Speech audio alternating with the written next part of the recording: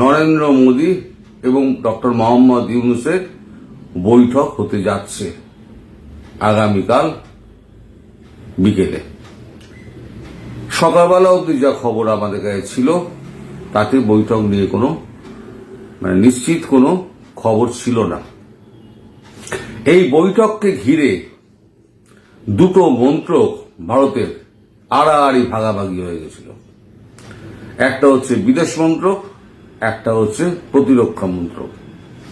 বিদেশ মন্ত্রকের বক্তব্য ছিল যে এখন যদি আমরা এই প্রস্তাবকে যদি উপেক্ষা করি তাহলে পৃথিবীর মানুষকে ওরা বলবে যে আমরা সুযোগ চেয়েছিলাম, আমাদের সুযোগ দেওয়া হয়নি, এটা ওরা বলে বেড়াবে।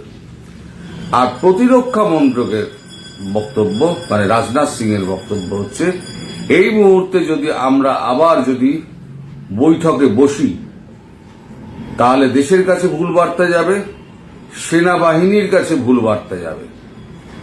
সব থেকে বড় কথা, দেশের জনগণের ভাবনা এবং তার চিন্তা, আবেগ সমস্ত কিছুকে উপেক্ষা করে নরেন্দ্র মোদী চলেছেন বৈঠক করতে।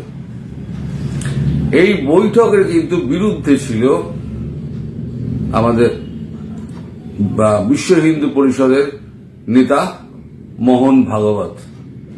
কদিন আগে মোহন ভাগবতের সঙ্গে নরেন্দ্র মোদীর একটি বৈঠক হয়েছিল।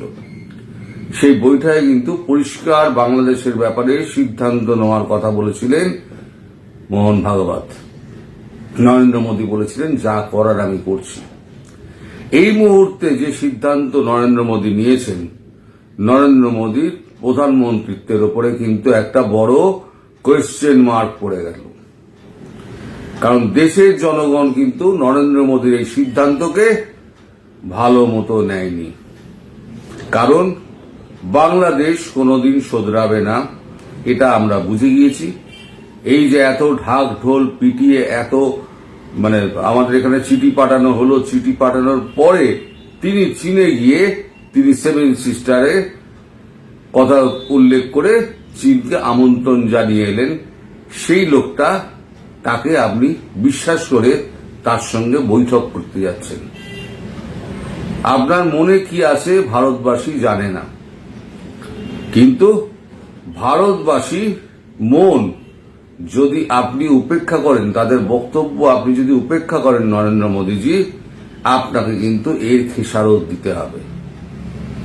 এটা কিন্তু নরেন্দ্র মোদীর ভাগ্যে কিন্তু একটা কালো দিন হিসেবে দেখা দিতে পারে। নির্বাচন, পরবর্তী লোকসভা নির্বাচন যখন হবে তখন নরেন্দ্র মোদী প্রধানমন্ত্রীত্বের দাবিদার থাকবেন কিনা সেটা কিন্তু বিশ্ব হিন্দু পরিষদ আবার চিন্তা ভাবনা শুরু করবে। আমার যা আন্ডারস্ট্যান্ডিং তাতে মনে হচ্ছে নরেন্দ্র মোদী পৃথিবীর কাছে বিশ্বগুরু সাজতে গিয়ে নিজের পায়ে নিজে কুড়ুলটি মারলেন এবং বাংলাদেশের ব্যাপারে তার যে এই নরম মনোভাব, এই নরম মনোভাবের খেসারত তাকে তার গদি থেকে চ্যুত করতে পারে, তিনি গদিচ্যুত হতে পারেন। ভারতবাসী এতটাই ক্ষেপে রয়েছে বাংলাদেশের ওপরে। এখন তিনি বিশ্বগুরু হবেন, খুব ভালো কথা, বিশ্বগুরু হন। যদি পদই না থাকে তাহলে বিশ্বের কে আপনাকে পাত্তা দেবে? এমন তো নয় যে সারা বিশ্ব আপনাকে চিরকাল চিনেছে। ভারতবর্ষকে স্বাধীনতার পর থেকে এগিয়ে নিয়ে গিয়েছেন অনেক নেতা মন্ত্রী আছেন। সেটা আমাদের নরসিমহা রাও থেকে শুরু করে, যদি পরপর আপনি দেখেন যারা সত্যিকারে কাজ করেছে, নরসিমহা রাও থেকে শুরু করে মনমোহন সিং, তারপর হচ্ছে নরেন্দ্র মোদী, যেখানে ভারতবর্ষ উত্থানের পথে গিয়েছে। নরসিমহা রাও কিন্তু বিশ্বায়নের কথা প্রথম বলেছিলেন, বিশ্বের দরজা খুলে দাও, এটা কিন্তু করেছেন নরসিমহা রাও। এই যে বিশ্বকে ভারতের দরবার বিশ্বের কাছে খুলে দাও, বিশ্বকে আসতে দাও। তার আগে আমরা বিশ্বের কাছে গুটিয়েছিলাম, মনমোহন সিং ছিলেন তখন অর্থমন্ত্রী, পরবর্তীকালে মনমোহন সিং হলেন প্রধানমন্ত্রী। তারপরে উত্তরন্ত একেবারে চোখের সামনে নতুন অর্থনীতির গতি পেল। সেই অর্থনীতির গতিকে ঘোড়ায় টানে মোদী সেটাকে এগিয়ে নিয়ে গিয়েছেন। তার মানে এই নয় মোদী ছাড়া আমাদের দেশে আর কোন নেতা আছে। খুব সম্ভবত এমন নেতা এবার বাছাই করা হতে পারে, কারণ নরেন্দ্র মোদীর এই সিদ্ধান্ত বিশ্ব হিন্দু পরিষদ ভালোভাবে নেবে না, দেশের জনগণ তো ভালোভাবে নিচ্ছেই না, রাজনৈতিক বিরোধী দলগুলো ভালোভাবে নেবে না, এবং তার দলের মধ্যে একটা আড়াআড়ি ভাগ করে দিয়েছে। তার এই একক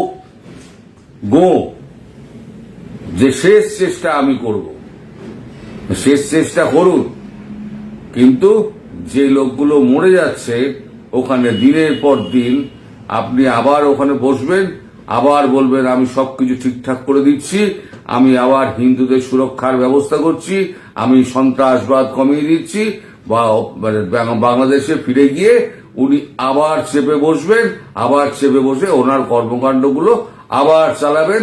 আপনার মোদীজি আপনার মুখে কিন্তু লোকে থুতু দেবে। আমি জানি না আপনি কোন সে জায়গা থেকে এই সিদ্ধান্ত নিলেন, কিন্তু আপনার সিদ্ধান্ত ভবিষ্যতে কিন্তু অত্যন্ত সমালোচিত হবে এবং আপনার প্রধানমন্ত্রিত্ব নিয়ে বড় একটা প্রশ্ন চিহ্ন পড়ে গেল। পরবর্তী লোকসভা নির্বাচনে আপনি প্রধানমন্ত্রী পদপ্রার্থী থাকবেন কিনা, আজকে আমার কথা যদি আপনার কান অবধি পৌঁছায়, আপনি তাহলে লিখে রেখে দেবেন যে আপনার প্রধানমন্ত্রিত্বের পদ নিয়ে কিন্তু দাগ পড়ে গেল এবং সেখানে অনেক দাবিদার আছে। সব থেকে এগিয়ে যিনি আছেন তিনি হচ্ছেন যোগী মহারাজ। আজ যদি নরেন্দ্র মোদীর জায়গায় যোগী মহারাজ যদি থাকতেন তাহলে বাংলাদেশকে বেড়ে চামড়া গুটি দিতেন। যোগী মহারাজ হচ্ছেন এমন লোক। হেমন্ত বিশ্ব শর্মা তারা হচ্ছেন এমন লোক যারা ভারতের প্রতি চোখ রাঙালে সেই চোখে আঙুল ঢুকিয়ে দেবেন। মোদীজি যদি ভাবেন তিনি একাই বিশ্বের নেতা হয়ে গেছেন, তিনি বিশ্বকে একা হাতে কন্ট্রোল করবেন, তাহলে উনি ভুল ভাবছেন। এই ভারতবর্ষ কিন্তু সেই ভারতবর্ষ নেই। আর উনি যে বিশ্বের অর্থনীতির চাকা উনি একা ঘোরাচ্ছেন না, এই সমস্ত টিমটা কাজ করছে বলে উনি কাজটা দেখাতে পারছেন। এই টিমটা যদি কাজ না করে, কাল থেকে যদি টিমটা বসে যায়, আপনার এই সিদ্ধান্তের জন্য কাল যদি এই টিমটা বসে যায়, যদি কাজকর্ম যদি ঠিকঠাক না হয়, তাহলে পরে এই অর্থনীতির গতি থাকবে তো?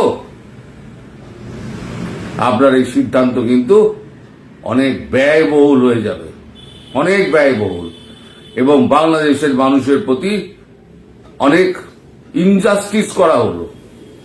আমি এটা খোলা কণ্ঠে বলবো যে অনেক ইনজাস্টিস করলেন আপনি মোদীজি আপনার এই সিদ্ধান্ত নিয়ে, কারণ এটা কেউ ভালোভাবে দেখবে না আর আপনার মুখে কিন্তু থুতু পড়বে। আজকে আমি এটা বলে রেখে দিলাম, আপনাকে কিন্তু সেই থুতু কিন্তু গিলতে হবে, কারণ কুত্তার লেজ কোনোদিনও সিধে হবে না।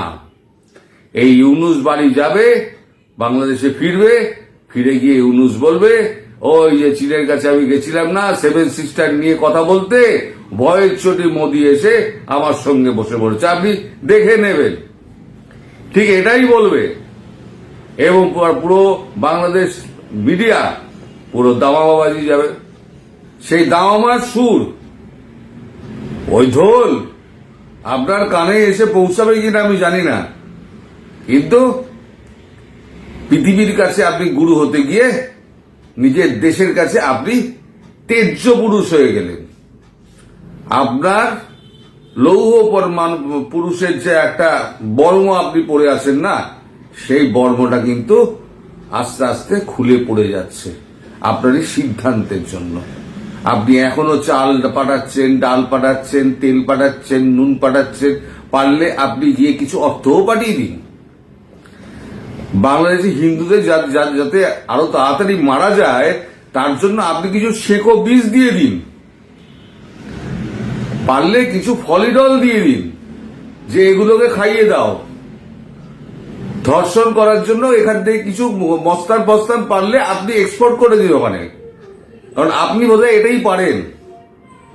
আজকে বাধ্য হলাম আপনার বিরুদ্ধে মুখ খুলতে আপনার এই সিদ্ধান্তের জন্য। এই সিদ্ধান্তের জন্য আমি শুধু আজকে মুখ খুলেছি, আগামী দিনে প্রত্যেকটা টিভি চ্যানেল আর প্রত্যেকটা সোশ্যাল মিডিয়া প্রত্যেকে সবাই আপনাকে চূড়ান্ত সমালোচনার মুখে ফেলবে, এবং সেটা আপনার